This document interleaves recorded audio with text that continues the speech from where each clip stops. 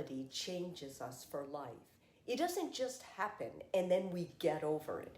It changes the way we are, the way we act, the way we are with another love in our life.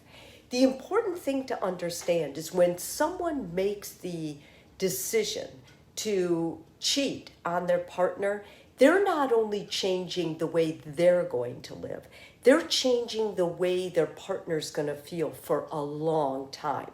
Now, the partner usually does better. The person that has infidelity, they carry that with them. That does not go away. So let's talk about the changes after infidelity. And we'll go first with the partner who has been cheated on. The partner who's been cheated on is going to see a real drop in their self-esteem and self-worth. That happens whether you're a really confident person or no matter what happens in your life, you're going to feel different. You're going to appear different to other people. And that's because you're struggling with your own feelings about, are you worthy? Why would he do this or she do this to me? What was wrong or what was weak within me? Usually it has nothing to do with you, but you're going to feel that way. Secondly, your trust is never going to be the same. It's going to take you a long time to trust someone, and even then, it's going to be difficult to trust someone. You oftentimes are afraid to love again. This isn't out of character when someone says, I don't know, I have really strong feelings for this person, but I'm terrified to let my guard down. I'm terrified to love again. This is real, and it's a byproduct of being cheated on. Your brain takes a beating. You can't think clearly for a while. Your thoughts are confused. You may even feel like you're in a fog. That's part of that PTSD after finding out that the person you trusted the most betrayed you. Like it takes a while for your brain to process that and to go on or heal after that. You feel physically hurt. Some people have told me their heart genuinely aches or their guts have never been the same since infidelity. These are all common emotions and they will and do happen. You can't stop obsessing. In the beginning stages especially, you're just going to obsess like, why? What happened? Where was I? What was going on with me? Why didn't I know sooner? Why weren't they able to talk to me? Why weren't they able to trust me? Why did they value this other person over me? And your eyes are really open. Before an affair, oftentimes couples have told me they had a blind trust, a security beyond measure. They knew this partner would never cheat on them. After infidelity, all of that changes. They no longer trust their gut. They no longer trust anybody. They take everybody at their word, but everybody it's kind of evaluated. And that's what being cheated on will do to a person.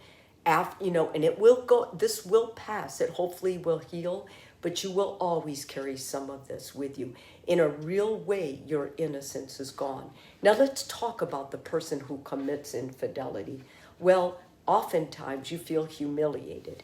You may not say that, they may not act like that, but a part of them, when they're by themselves, they will feel it, especially if they're really thinking about what they did, the people whose life they put at risk for having a stable, cohesive family because of this choice.